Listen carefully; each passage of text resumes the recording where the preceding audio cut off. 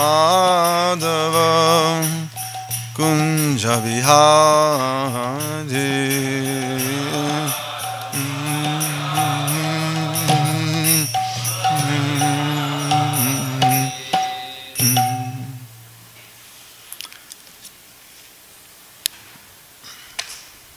Jayam Vishnupad Paramahansa Paripajaka Charja Astatarasi Sri Maharaj Divine Grace Srila Prabhupada Ki Jai Grantaraj Srimad Bhagavatam Ki Jai Harinam Sankirtan Ki Jai Nitai Gauravimanandi. All glories to the Sammal devotees. All glories to the Sammal devotees. All glories to the Sammal devotees. All glories to Sri Guru and Sri Gauranga.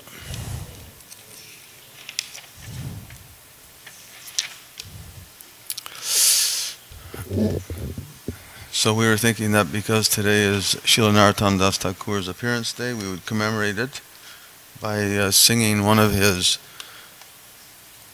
very lovely songs, which many devotees know, and we're going to also read the translation and the purport because it's so nectarian. Srila Prabhupada comments so nicely on this beautiful song.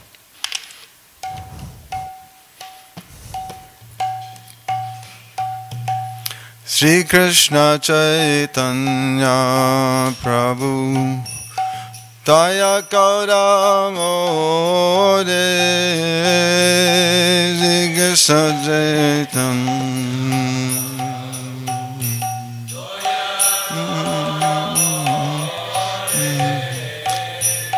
Sri Krishna Chaitanya Prabhu Daya Karamore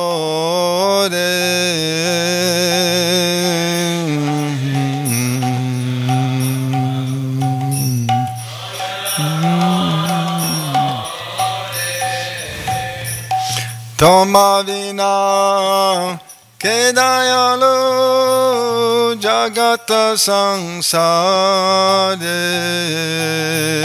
Tomavina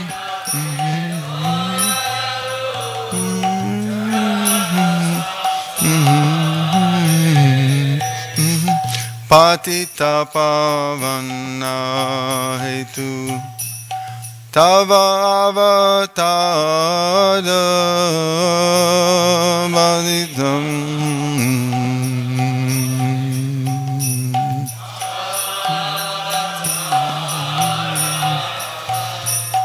Patita Pavana Hetu Tava Avatara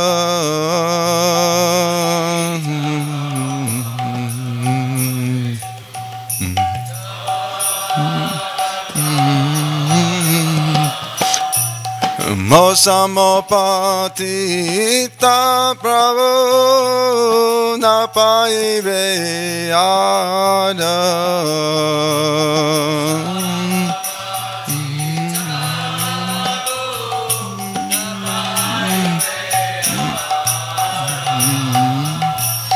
Ha Prabhu Nityanandam Premananda Sukhi Ha Prabhu Nityananda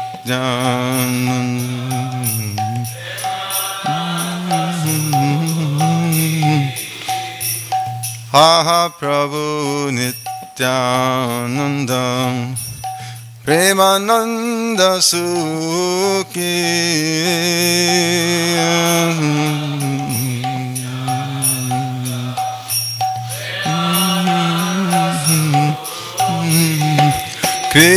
Kripavalo Kangaro Amibado Duki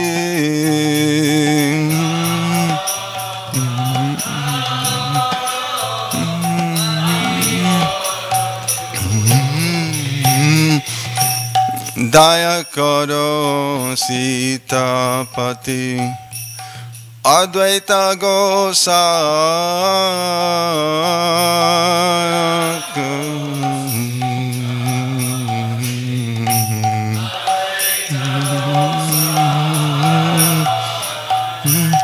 Daya Karo Sitapati Advaita Gosaka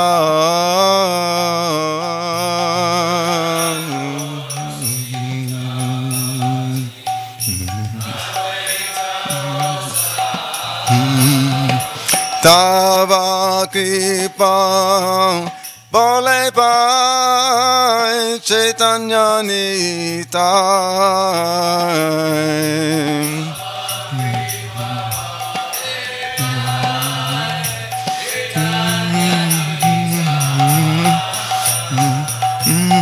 Hasarup Sanatanam Rupa Raghunatha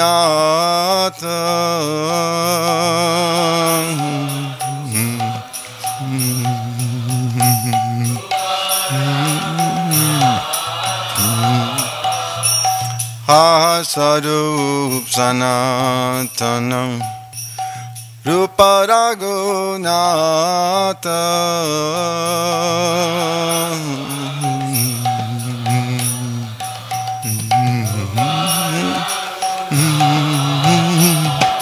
Bhata Juga Sri Jiva Prabhu Lokanatha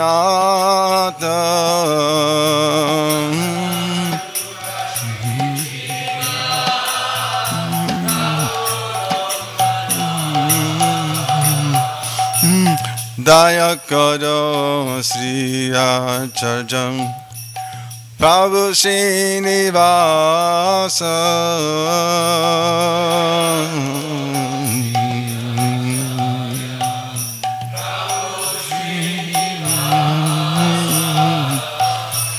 Daya Karo Sri Acharjam Prabhu Srinivasa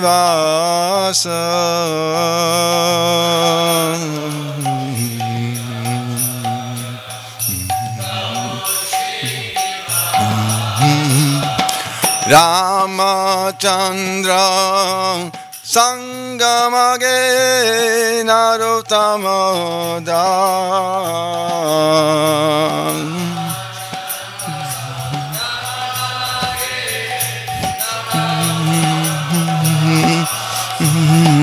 Ramachandra Sangamage Narottama Das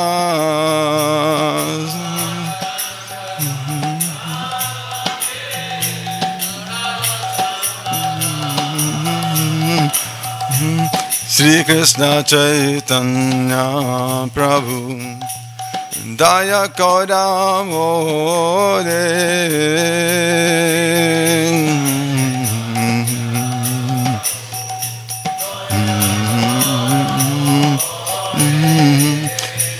Sri Krishna Chaitanya Prabhu Daya Kodamore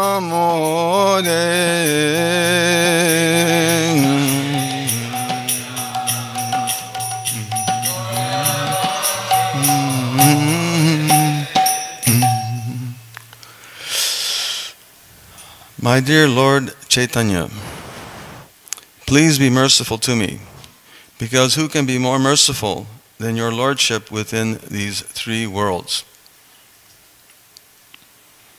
My dear Lord Nityananda, your incarnation, if I'm reading this right, is that right? Your incarnation is just to reclaim the conditioned fallen souls, but I assure you that you will not find a greater fallen soul than me. Therefore, my claim is first. My dear Lord Nityananda, you are always joyful in spiritual bliss. Since you always appear very happy, I have come to you because I am most unhappy. If you kindly put your glance over me, then I may also become happy. My dear Advaita Prabhu, husband of Sita, you are so kind, please be merciful to me. If you are kind to me, naturally Lord Chaitanya and Nityananda will also be kind to me. O Swarup Damodar, personal secretary of Lord Chaitanya, O six Goswamis, Sri Sanatan Goswami, Sri Rupa Goswami, Sri Raghunath Das Goswami, Sri Raghunath Bhatta Goswami, Sri Gopal Bhatta Goswami, and Sri Jiva Goswami, O Lokanath Goswami, my beloved spiritual master, I pray for your mercy also. O Srinivasacharya, successor to the six Goswamis, please be merciful to me. Narottama Das always desires the company of Ramachandra, Chakravarti. Jai. Narottama Das Thakur ki jai. This purport is a really, really wonderful purport because Prabhupada breaks down each line in such a wonderful way. I think it would be very appropriate for us to hear what he has to say. This is a song composed by Narottama Das Thakur. He prays to Lord Chaitanya, "My dear Lord, please be merciful to me, because who can be more merciful than your Lordship within these three worlds?" Actually, this is a fact. Not only Narottama Das Thakur, but also Rupa Goswami prayed to Lord Chaitanya in this way. At the time of the first meeting of Lord Chaitanya and Rupa Goswami at Prayag, Allahabad, Srila Rupa Goswami said, "My dear Lord, you are the most munificent of all incarnations, because you are distributing love of Krishna, Krishna consciousness." When Krishna was personally present, he simply asked us to surrender. But he did not distribute himself so easily. He made conditions. First of all, you surrender. But this incarnation, Lord Chaitanya, although Krishna himself, makes no such condition. He simply distributes. Take love of Krishna. Therefore, Lord Chaitanya is approved as the most munificent incarnation. Narottama Das Thakur says, "Please be merciful to me. You are so magnanimous because you have seen the fallen souls of this age, and you are very compassionate to them.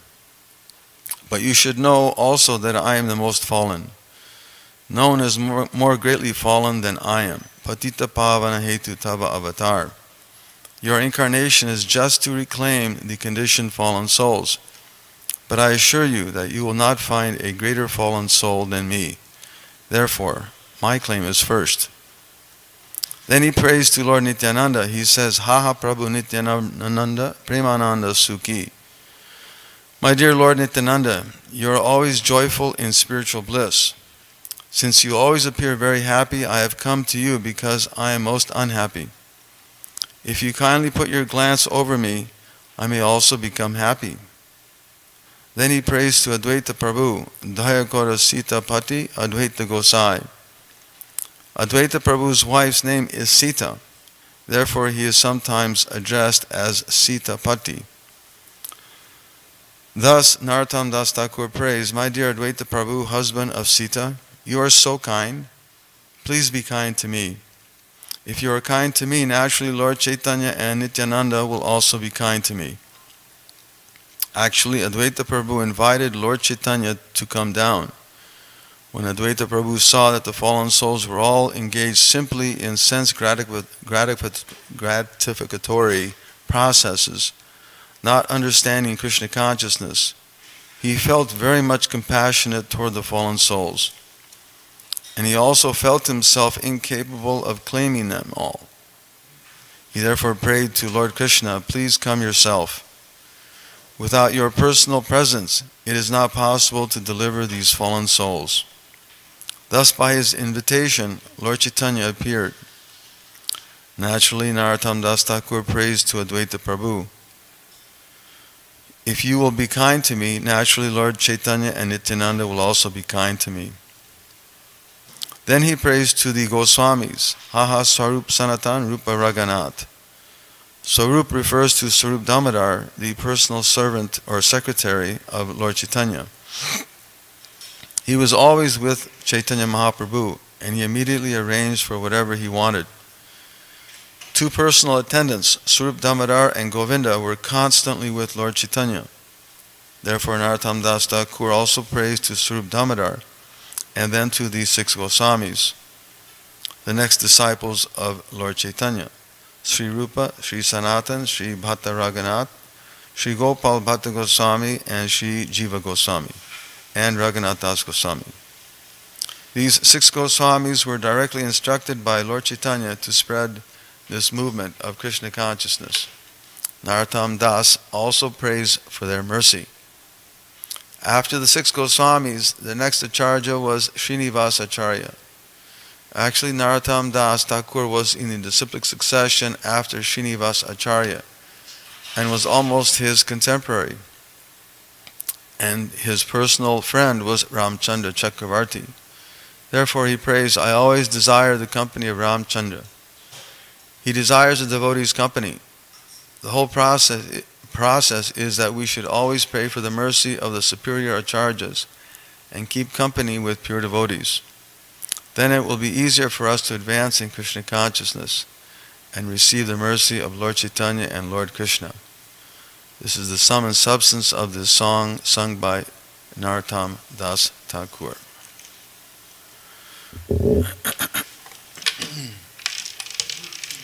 Jai Narottama Das Thakur ki jai.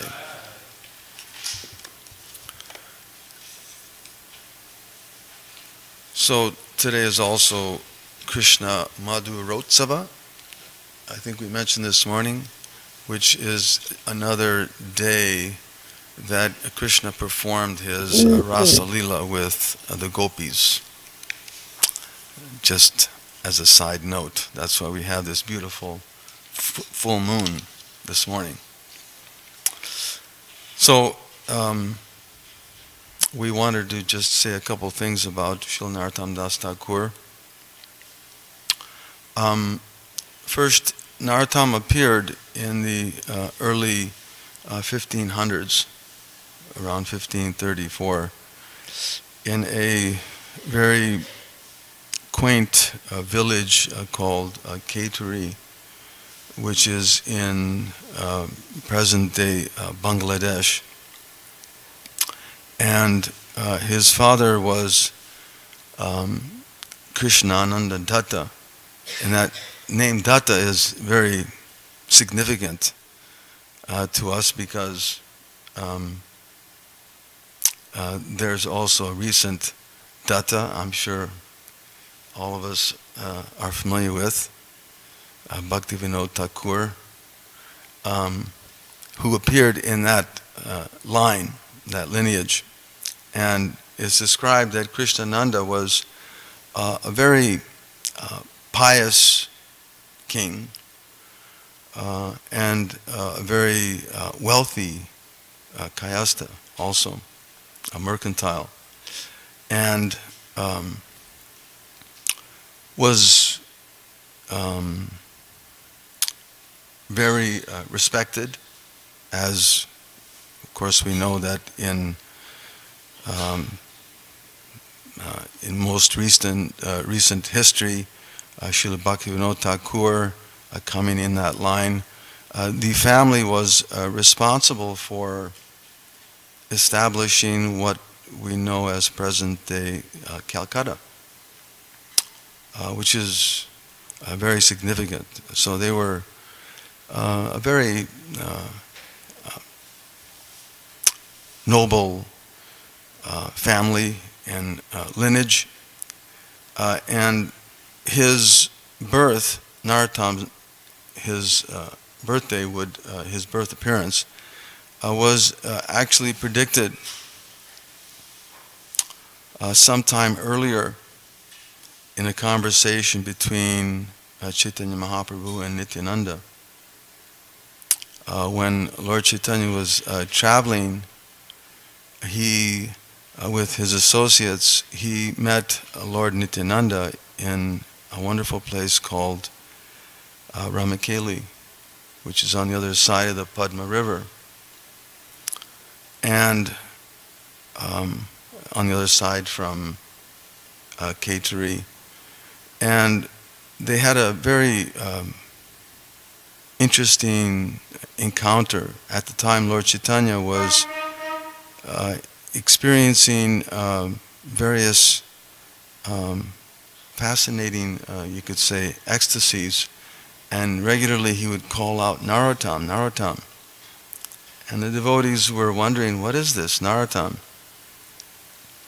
So Lord Chaitanya revealed to Nityananda and various other associates that were there, that in a very short time, this very exalted person, Narottama, would appear in this village of Kaituri. and that my life and soul is kirtan. And we can see that in the life and activities of Chaitanya Mahaprabhu, that kirtan was plays such an important part. And we experience it in our present day Krishna consciousness, how kirtan is it's really the foundation of our practice, chanting. So Chaitanya Mahaprabhu was explaining that this kirtan is my life and soul. And this person, Narottama, will appear to sustain it. And he called upon the Vaishnavas to come and explain to them that he would infuse this river Padma with his ecstasies, with his Krishna prema. So all the devotees gathered, and the next morning they all went to the Padma river, and they began to bathe in the river. And as they were bathing, Chaitanya Mahaprabhu was experiencing various ecstasies, so that the Padma river actually overflowed. And he called upon her. She appeared in her personified form, and she asked, how will I recognize this person, Narottama, when he does come? And Chaitanya Mahaprabhu said that just as you've overflowed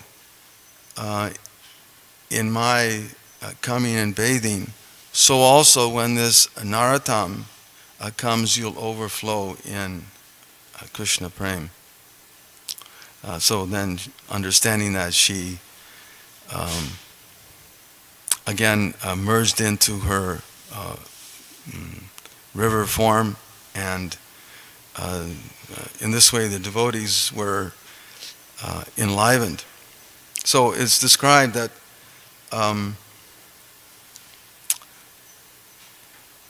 Narottama, he from his very birth, as was predicted by Chaitanya Mahaprabhu, he appeared in Kaitari, and from his very childhood was recognized as very unique and special in his devotion.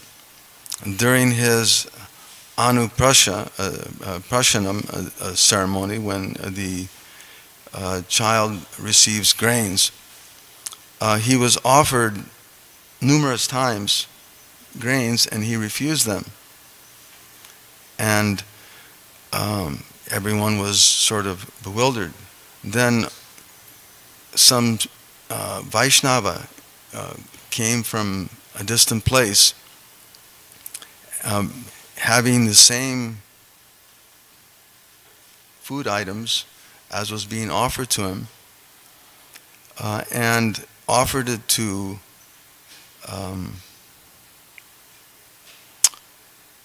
Narottama, and Narottama immediately began eating it heartily.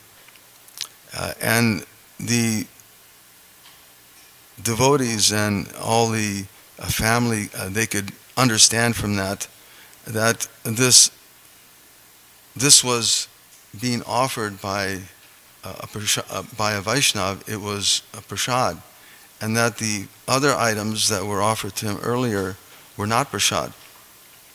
It hadn't been offered to Krishna, and it was recognized that just see how this child is already very special. And throughout his youth, he was very devotional. And it's described how he excelled in his studies, in his reading of religious literatures. But what he especially liked to do was hear about the pastimes of Chaitanya Mahaprabhu. So he would go and all of his activities, this was his most favorite, that he would go to visit one old Brahmin, and this old Brahmin would describe the beginning, middle, and latter pastimes of Chaitanya Mahaprabhu. And this child would immediately become would begin to swoon in love for Chaitanya Mahaprabhu.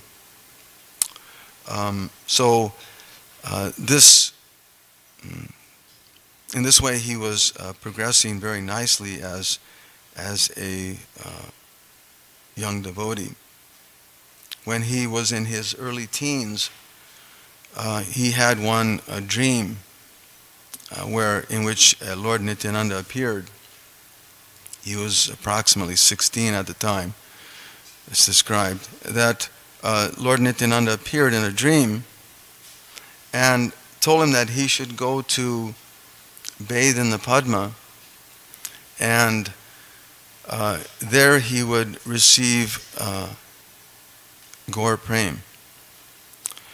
And when he woke the next day, immediately he ran to the Padma River and took bath. And as he was bathing in the river, Chaitanya Mahaprabhu also appeared and embraced him. And you can imagine, or we can hardly imagine, such an experience that Krishna appears. You're bathing there, and the Lord himself appears and embraced him. And as he embraced him, his body adopted a golden hue, away from its natural dark complexion that he had. All of a sudden he had one beautiful golden effulgence. And he stayed there for some time, it's described, to the point where his parents, Krishnananda and Narayani, began to wonder, where's our dear son? He hasn't returned. He's gone to the river. He's taking bath, but he hasn't appeared. So what's happening? So Krishnananda sent some guards. They went to the Padma River, and they found Narottama there on the bank, exhibiting various transcendental symptoms, ecstatic symptoms, and they gently took him back to the palace, where his parents greeted him and were shocked to see how this young man is acting. One of the common ecstasies was that he would be crying constantly. And so they thought, well, something's wrong with this, our child. The mother asked, what is it that has come over you, that you're acting in such a way? And Narottama explained that in a dream, I met this wonderful golden personality. And of course, we understand this is the Lord himself. And in this encounter, in this meeting, I've been infused with a love of Krishna. And I want to go and see want to go out and find this person. And he would speak like this repeatedly And then he would go off to the temple, and he would sit and he would chant the glories of the Lord and the glories of Lord Chaitanya. But the parents were quite disturbed by this, because naturally the king, he's thinking, this is my only son, I can't, what would happen? He's acting so erratically. So they called one spirit tamer or exorcist. And this spirit tamer came and looked at Narottama and said, well, what needs to be done here is that we'll rub some oil over the child and we'll cook up a fox and have him eat it. At which Narottama just laughed. This is madness. And of course, the parents relented. But this is the sort of embarrassment that they had to deal with. This child is so absorbed in spiritual ecstasies, and of course the common persons would think that he's, again, just some mad person.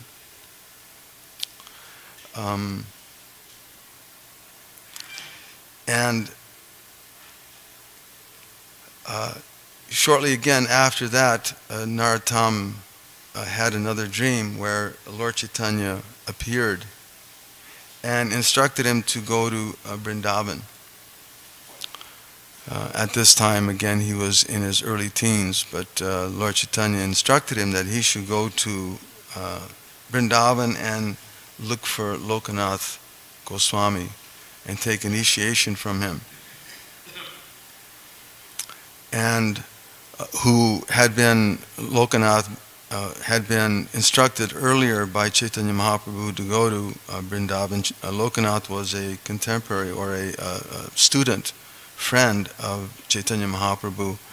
And Lokanath, that is another wonderful pastime, described how Lokanath, after he heard that Chaitanya Mahaprabhu had taken sannyas, went from Navadvip to Puri to find Chaitanya Mahaprabhu. Chaitanya had gone to the Jharkhanda, and then so he missed him, so he went to Jharkhanda, and when he got to Jharkhanda, Chaitanya had gone to South India, so he missed him there. He went to South India. He missed him there because Chaitanya had gone back to Puri, so he went back up to Puri. And then when he got to Puri, he heard that Chaitanya had gone to Vrindavan, and so then he went up to Vrindavan and heard that Chaitanya again had gone back to Puri. And in Vrindavan, he had a dream from Chaitanya that Chaitanya was instructing him, don't waste your time trying to follow me like this. You should be just simply satisfied with knowing and seeing me as we were in Navadvip. Chaitanya had accepted sannyas at the time, so it was a different mood, certainly. But he was encouraging him to keep that mood that was there in the early years of Navadvip. So he stayed in Vrindavan, and so therefore when Narottama was instructed, you go to Vrindavan, Lokanath is there. So he, in this dream, received this instruction, you go to Vrindavan and take initiation from Lokanath, and so from there Narottama was determined, I need to go to Vrindavan. So he meditated on that instruction and kept it within his heart. A short time after that, the local zamindar, the Muslim leader, had heard about Narottama's glories. Who is this young man that's so profound in his devotional life? and activities, and so learned, because actually he was quite learned in Shastra. So the Muslim leader wanted, I want to see this, want to meet this Narottama. But when Krishnananda heard this, he thought, oh no, this is not good, because if Narottama goes to the king's palace, he'll escape. So the Krishnananda, he had guards constantly watching him. But again, the Muslim leader insisted, I want to see this young man, so what could he do? So he relented, and Narottama was allowed to leave the palace. But immediately he took this as an opportunity, and he took off. And instead of going to Puri, which you would think he would go because Chaitanya Mahaprabhu was there, he went to Vrindavan, where he was instructed to go. So he went off to Vrindavan. And of course, in those days, traveling was not an easy thing. This young boy, he's going by foot. He has to travel for weeks from Kaituri, from Bangladesh, all the way up to Vrindavan. It's a long trek. A young boy, and he's traveling in the jungle. In those days, there were all sorts of dacoits and tigers, and of course we don't have the jungles like we do, like they used to in those times, but there are plenty of dacoits. We have that experience nowadays, plenty of dacoits that live in the city and are the government. Plenty of dacoits in that sense. So you can imagine, in those days, quite treacherous for a young man to go out. But he was determined. After some days, he felt exhausted after traveling for many miles, and he fell asleep in the jungle. And in a dream, Chaitanya Mahaprabhu appeared to him and gave him some encouraging words, that he should rise up and fulfill his mission. So in that way he felt encouraged, and again went off on his trip. And by then, of course, by this time, the guards, the palace guards from his family, had caught up to him, and they of course wanted to take him back to the palace, but Narottama gave this very interesting, very simple but very profound example of why he was going to meet Chaitanya Mahaprabhu. He gave the example that just as when the husband dies, the chaste wife enters into the fire. And although so he was entering into the fire of devotion, of love of God, love of devotion to God. In that way, he was also entering into the fire. But just as the family and friends, they may discourage the wife, no, you shouldn't. So naturally, there's going to be some opposition. But I wouldn't be faithful if I at least didn't try. So hearing this simple argument, the guards let him go. As a matter of fact, they gave him funds to help him in his journey. They were so affected by his bewitching personality. And we also have that same experience even in our own Krishna consciousness movement, how sometimes devotees can, against all odds, with simple arguments can convince even the most opposed about the need for engaging in devotional service, in Krishna's service, service to the Supreme Lord, service to the Vaishnavas. So in this way the guards were convinced, okay, go. So finally he arrives in Vrindavan.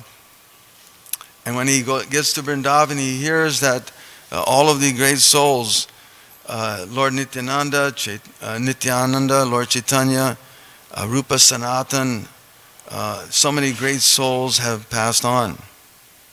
So hearing this, he fell unconscious. But those same personalities appeared to him again within a dream and told him that he should again take up this mission of engaging in devotional service and the spreading of Krishna consciousness, and feeling that inspiration, and that he should go and see Jiva Goswami, should search out Jiva Goswami and take guidance from him. So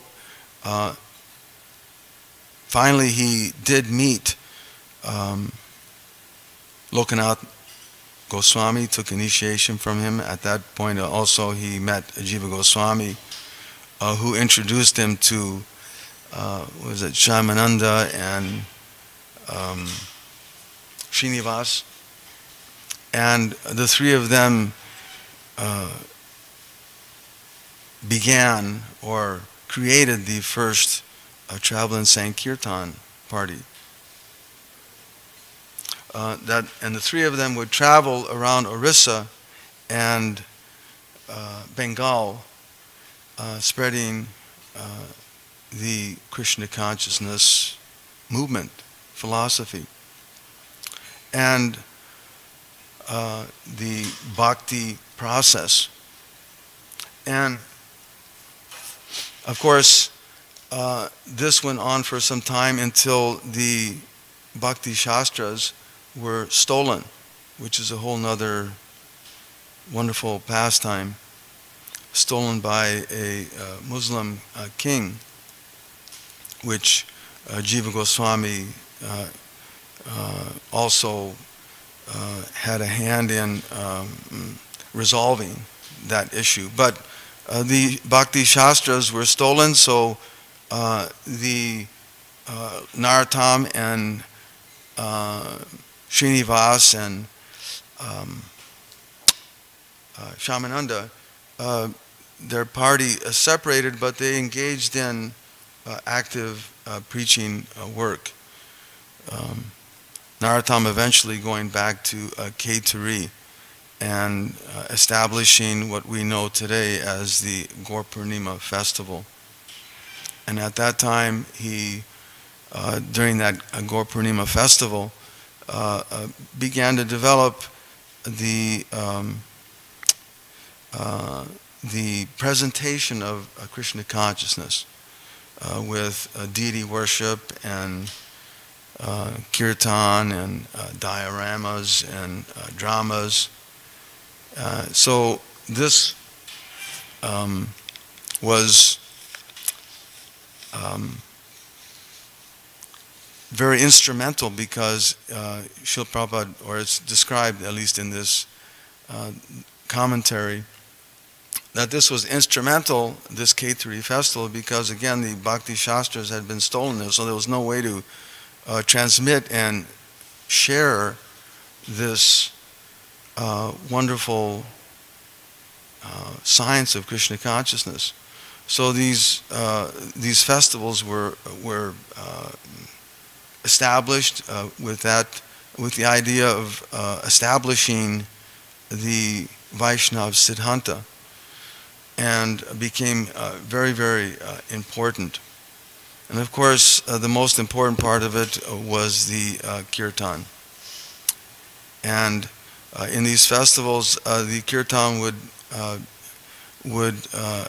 increase and develop into a very beautiful crescendo until, and it would be topped off by Narottama himself leading the chanting.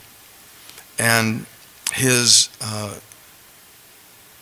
kirtan was described as very so melodious and emotional that Chaitanya Mahaprabhu and Lord Nityananda and their various associates would all appear during those periods.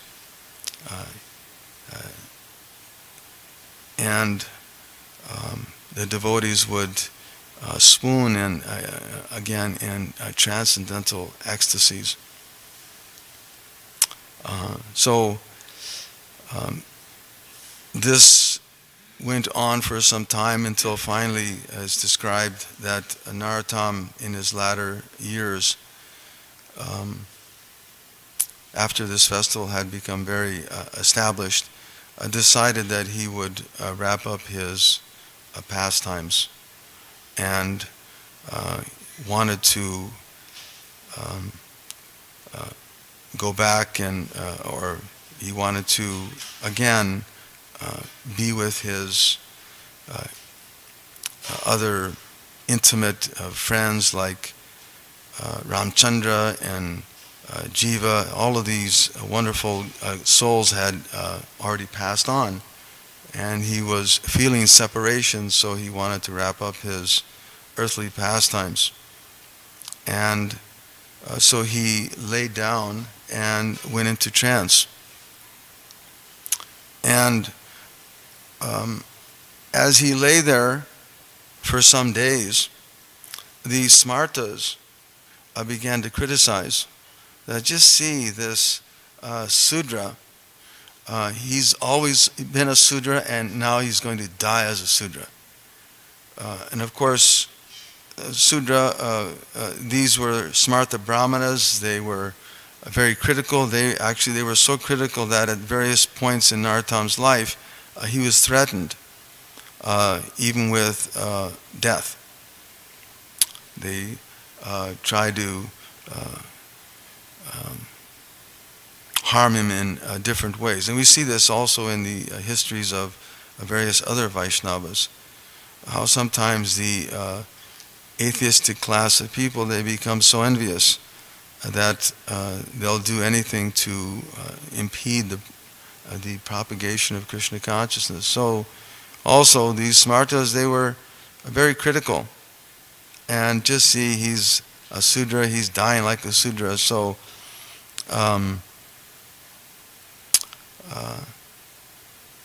one of Narottama's disciples, I forget what was his name.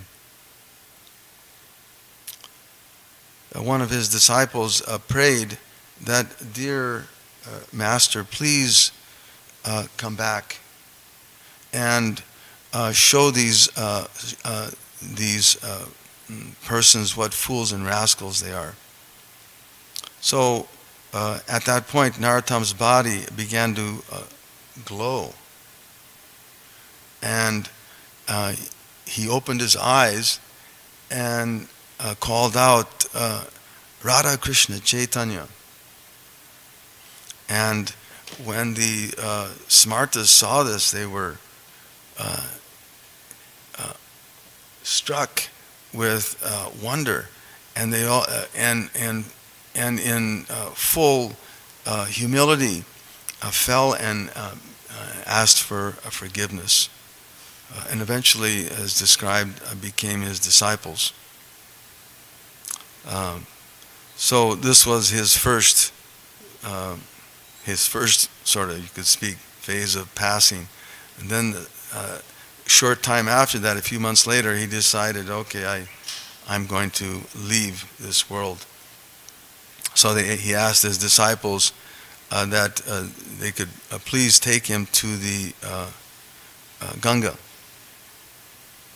And there he entered into the water, and they entered with him, and he asked them to pour some water over him, and as they did that, he merged into the river, and it's described disappeared in that way. It's quite remarkable. So these are just some short or a synopsis of Narottama Das Thakur. Srila Narottama Das Thakur ki jai. Any questions or comments? We'll end there. Thank you very much. Hare Krishna.